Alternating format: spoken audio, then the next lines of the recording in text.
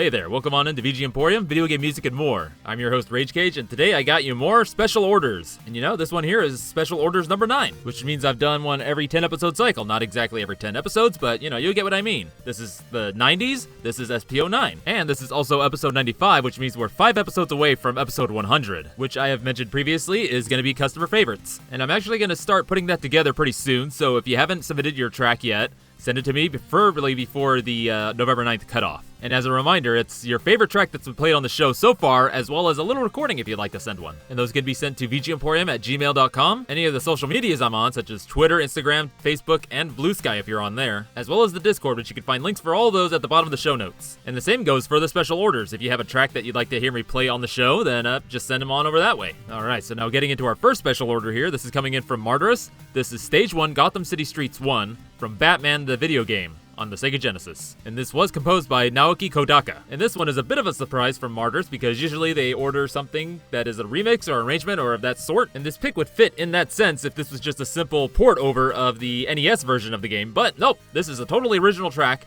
for a game that is totally different from the NES version also made by Sunsoft. You see, whereas the NES version is a little bit more fantastical, maybe a little bit more linked to the comics, the Genesis version is much more closer to the movie that came out just the year before. So the action in this one is a little bit more grounded, a little slower. You know, there's a lot more melee attacks. You can punch, jump kick, block, ever slowly working your way towards beating up Joker Nicholson. And the music in this game is pretty damn good, and that makes sense because, you know, Naoki Kodaka. Though it wouldn't sound as good as it does on the Genesis without the help of Shinichi Seya, who was the sound programmer for this one. So Naoki Kodaka should be a name that is familiar to most VGM enthusiasts, who has composed for many an awesome game on the NES, such as Fester's Quest, Batman, Gremlins 2, Batman Joker's Revenge, Blaster Master, and Journey to Silius. But hey, he has a credit as recent as 2021 with Blaster Master 03. So if you'd like to learn more about Naoki Kodaka as well as the Sunsoft sound team during the Famicom NES days, and how they came up with their sound, you know, that Sunsoft bass as it is known, check out episode 207 of BG Mania, a VGM podcast run by Brian and Bedroth. So now moving on to Shinichi Seya, who programmed the music.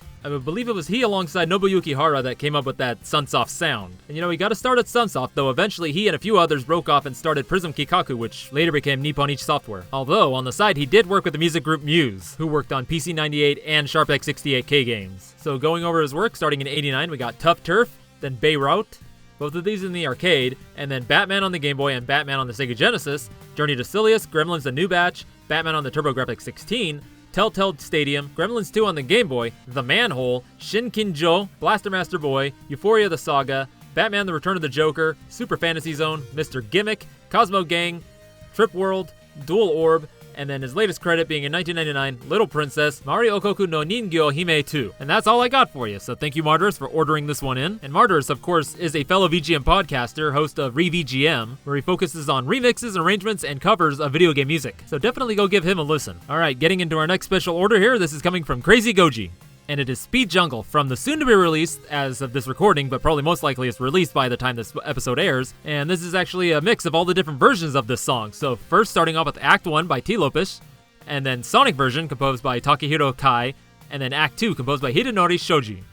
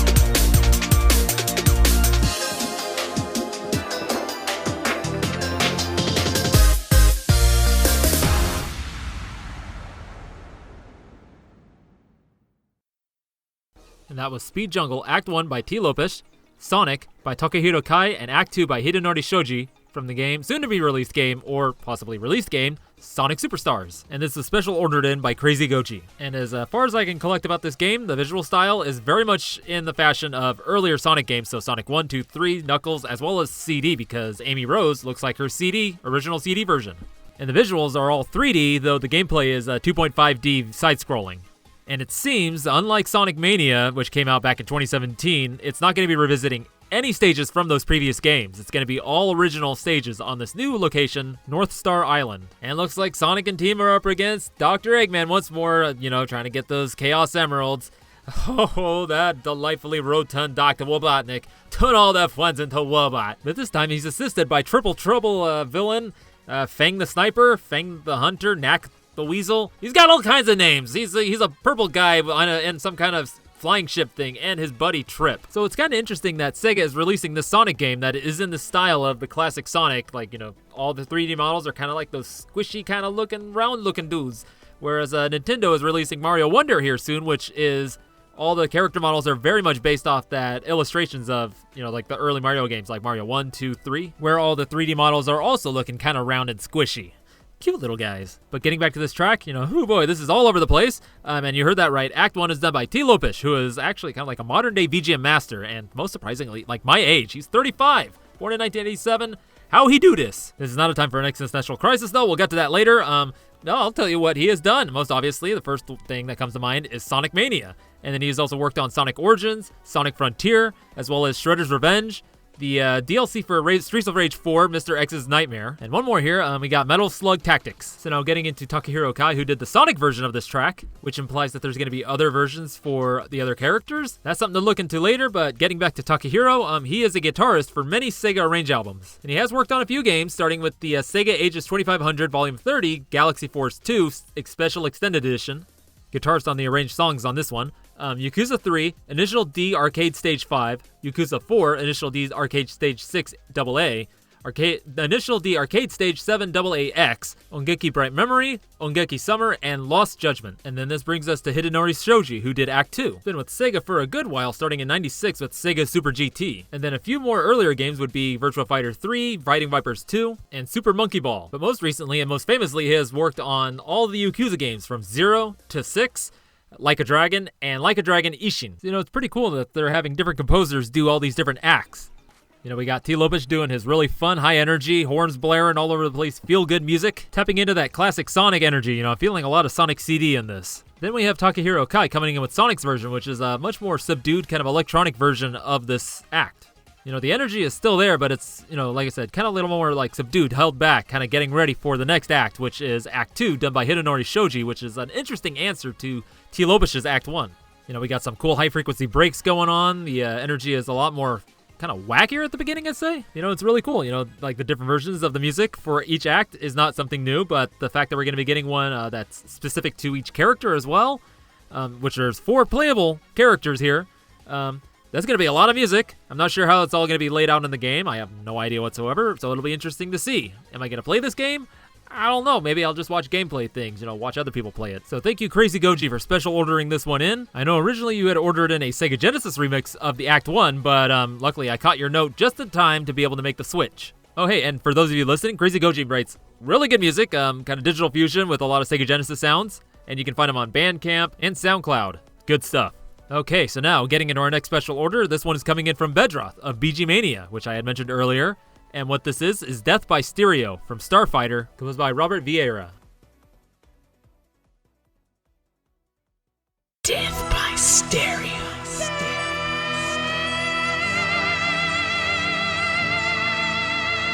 Death by Stereo.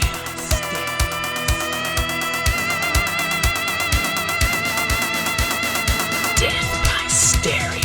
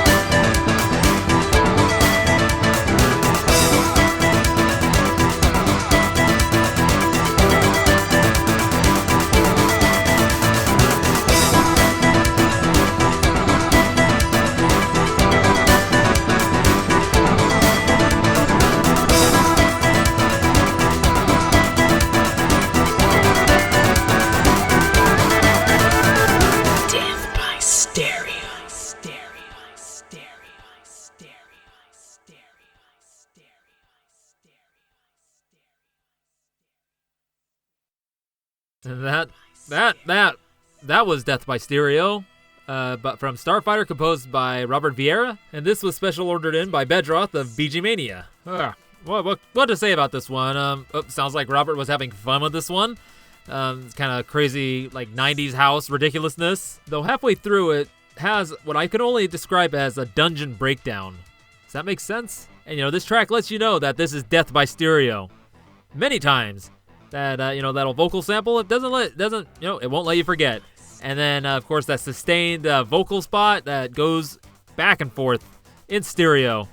It's trying to cause you some death by stereo. So now I'm gonna let you on a little silly secret here, behind the scenes stuff. When I was originally looking for the composer for this game, Starfighter, when I first came across was Craig Safan, and I was like, okay, there we go. And then just as I was recording, I was really looking into it, and I found out that Craig Safan was the composer for the movie The Last Starfighter, not the game Starfighter. So I looked more into it, and I found Robert Vieira. But a cool little fun fact, due to this little faux pas, is that, Craig Safan, the composer for The Last Starfighter, which is a movie I really loved as a kid, he did compose some music for a game, Leisure Suit Larry 5, of all things. So there you go. So now about this game Starfighter, which has no relations to the movie The Last Starfighter or the series of games Star Wars Starfighter. This is a 3D flight-based shoot-'em-up. The gameplay is mission-based and involves elements of strategy and planning. The player can order wingmen to fly in information and attack specific targets. So nothing too fancy, nothing too remarkable, but what is definitely more interesting about this game is what it was first released on in 1994, and that is the Acorn Archimedes. I have no idea what that is, but it must have done great on that because then they ported it in 1995 to the 3DO. I know what that is, but then in 96, it makes its way to the PC, PlayStation, and Saturn. Now I'm coming back to you, and I now know what the Acorn Archimedes is. It's a personal computer released in 1987 that runs on the RISC OS, and it discontinued in the mid-90s. I guess it was supposed to be some kind of follow-up to the BBC Micro. That might be something to look more into the future and maybe line my shelves with some Acorn products. We'll see. But what we're hearing right now is specifically composed for the 3DO version and was featured in all the other versions after, composed by Robert Vieira. And he got started back in 1981 with Atari, but wouldn't start composing music until about 83 for the first project he did was Sorcerer's Apprentice.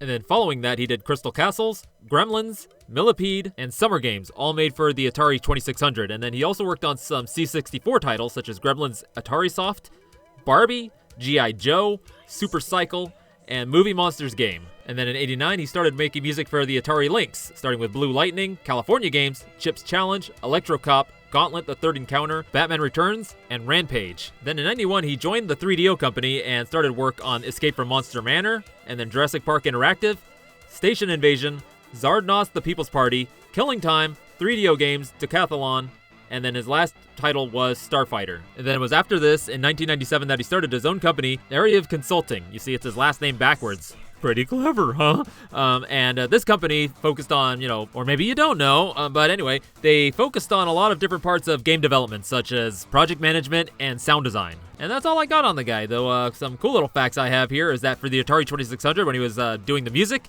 he had to code his own sound driver in assembly.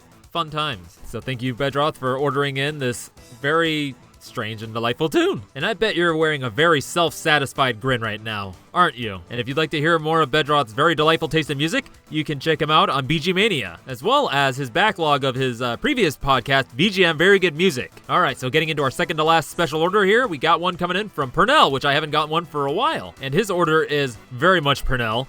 This is Enter Velocity from the game Astlibra Revision, composed by Shimajiro.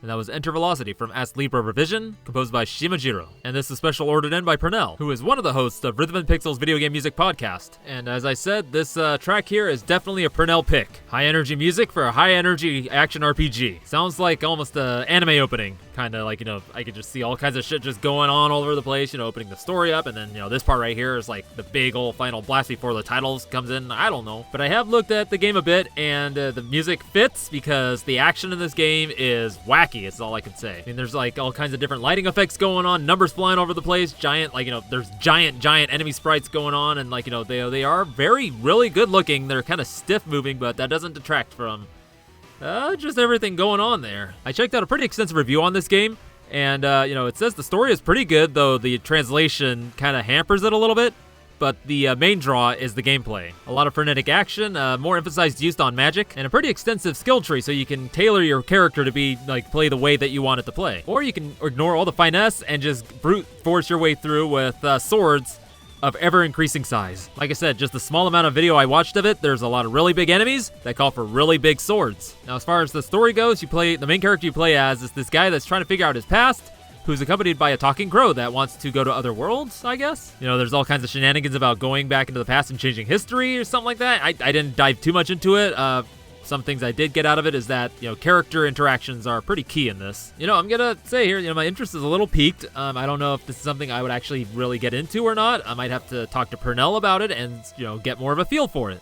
So yeah, as far as the composer, Shimajiro, or that's the name I could find connected to this track, I couldn't find anything on him. So that's all I got for you on this. So again, this was Enter Velocity from Astlibra Revision, special ordered in by Pernell of Rhythm and Pixels. And do go give them a listen. They're actually one of the podcasts that gave me the final inspirational push to start this podcast. So you could say they're like my father podcast? My papa's? But yeah, we're getting into our last special order here. This one's coming in from Pocket Eleri. This is Wyvern Boss, Break Through It All, Streets of Rage 2 Remix. Originally from Sonic Frontiers, composed by Tomoya Ohtani, and arranged by Iceinferno. A lot of Sonic going on today.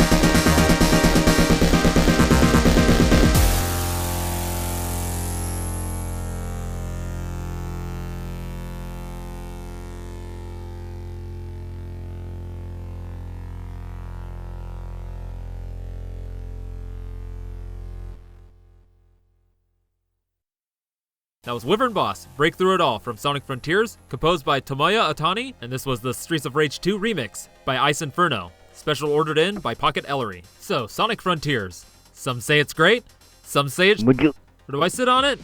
I don't know, I'm not gonna play it. The music, it's it's not my cup of tea, but one thing I can't deny is that this remix is really damn good.